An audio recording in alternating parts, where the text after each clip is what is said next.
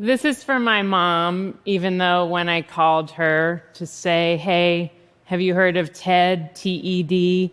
She said, oh my God, Kelly, it's not another virus, is it?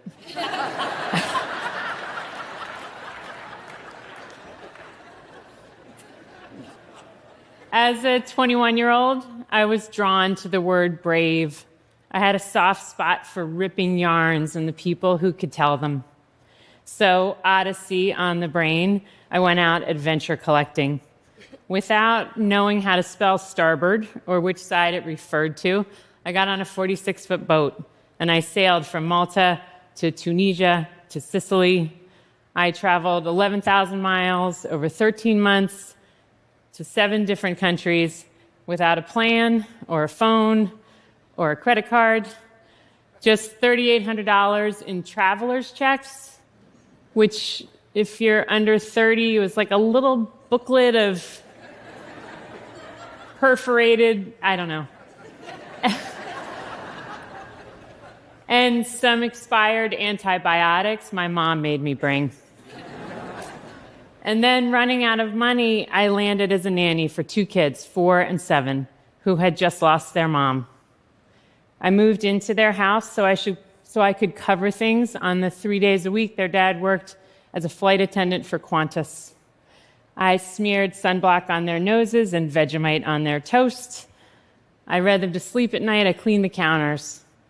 The heavy lifting was left for the truly brave, a man who organized his emotions and answered the hardest questions such that his kids and hers could feel a modicum of safety in a patently unsafe world.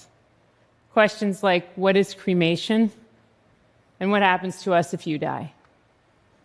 And so it is that I stood witness to the unphotographable, unmeasurable bravery of some guy named Jim in Sydney, Australia. And over the years since, I find I just can't stop cataloging these Olympic achievements in family life. The really big things often come with a game plan and a team of experts and enough adrenaline to lift a school bus over your head. But inside every crisis you think you might be ready for are 100 dirty surprises that are not in the playbook. I had stage 3 cancer in my 30s, and I can tell you that following the chemo schedule didn't take nearly as much courage as admitting to my husband that sex felt less sexy after my boobs, which were once a real strong suit for me, were made weird and uneven by a surgeon's knife. Here's a surprise. My friend's father, in his final days, addled by dementia, chased her around the 2nd floor with a fork he hid in his pajamas. They tell you there will be loss. They don't tell you you will be required to love your dad even as he's coming for you with silverware. I've interviewed 228 people from my PBS show and my podcast, people with huge careers, Grammys and Pulitzers and NBA championships. And I listen to their stories, and I'm duly impressed. But I tell you the ones they know the best, the ones they can't tell without choking up.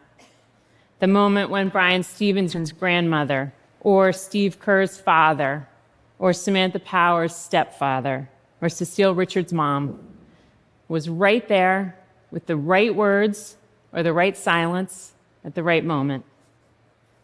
This bravery I'm talking about might even be better understood if you look at the smaller moments of injury in family life, when there's not really an answer, or it might be your fault, or it might remind you of something you'd rather forget, or because people are so suggestible, and the wrong tone or expression or phrasing might somehow make things worse.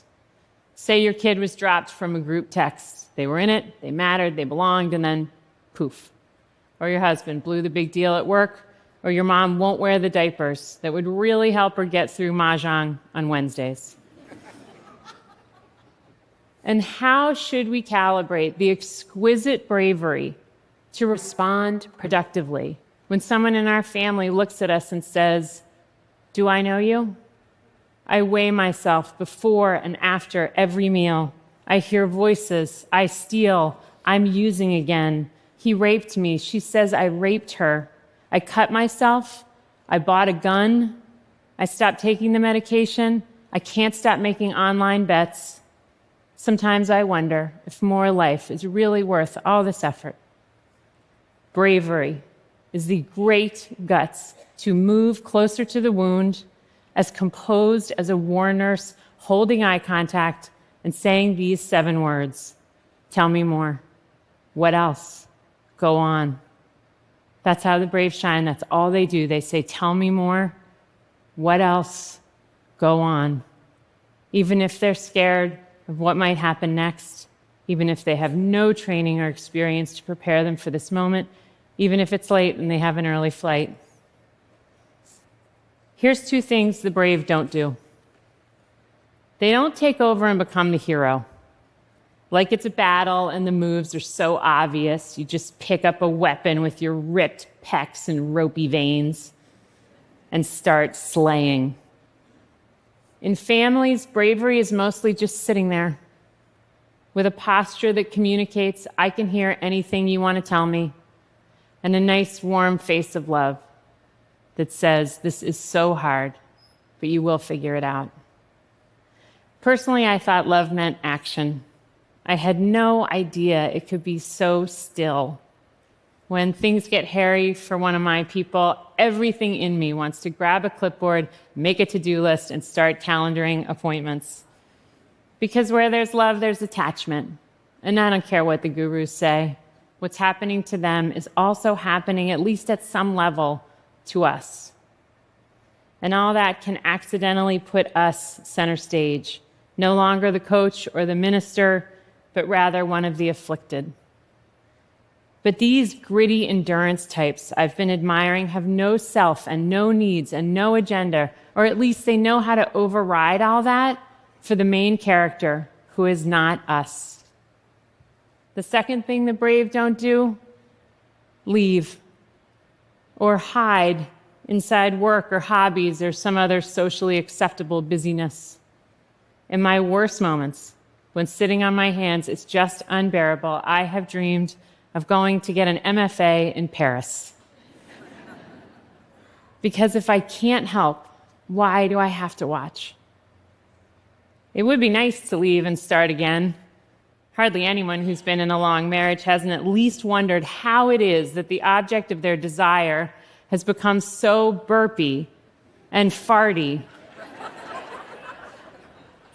so bingo-armed and turkey-necked.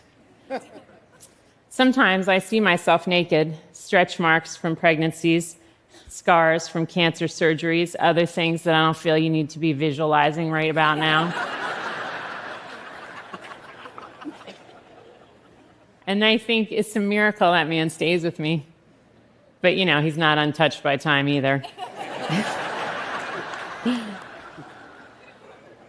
And that's just the physical. I mean, who here hasn't wanted to be with someone who hasn't seen us eating on the toilet or bitching at the Comcast guy?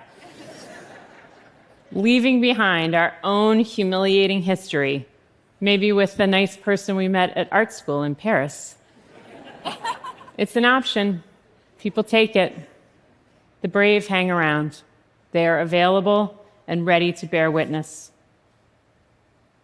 The final act of bravery was made clear for me during a conversation with my friend Liz while she was dying at 46. She said she had this weird, long, totally convincing dream where all the parents who, as she put it, had to leave early were gathered. And there she was, one of thousands of moms and dads, and they were on folding chairs looking down at the world below through a thick glass floor. And in this imaginary space her subconscious created, there was one rule. You could watch your child's life unfold, but you could only intervene once. In Liz's dream, a perfect dream, she never had to intervene. She had given them enough while she was here. The final act, then, of the truly brave is leaning back and letting them go. The reward for all this bravery, Not gold medals, not hero shots for Strava, not ringing the bell at the New York Stock Exchange or owning the dinner party with Burning Man stories. I think you know who you are.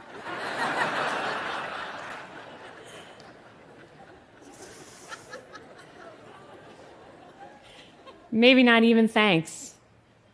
The reward is a full human experience, complete with all the emotions at maximum dosage, where we have been put to great use and found an other-centric love that is complete in its expression and its transmission.